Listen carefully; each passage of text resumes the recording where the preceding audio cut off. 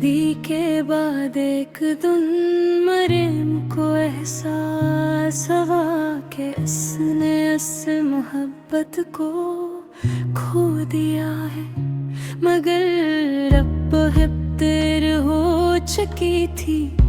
अली ने सिर्फ इतना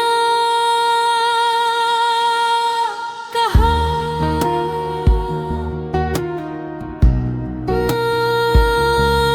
तुमने दौलत छीनी, मैंने सच्ची मोहब्बत, और आज हम दोनों हार गए हैं।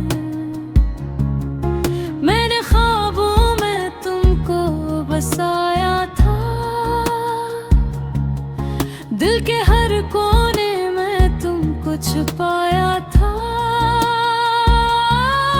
गुर्बत मेरी थी, मोहब्बत सच्ची थी, फिर भी तुमने गैर को अपनाया था।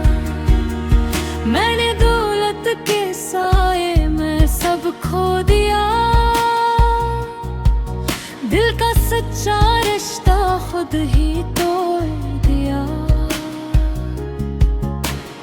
अब याद आता है वो गरीब सा प्यार, जिसने मुझे कभी रोने न दिया।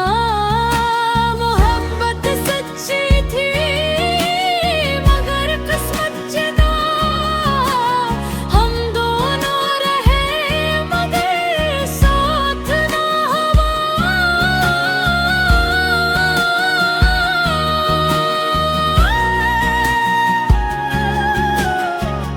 आज भी दिल में एक दर्द सा है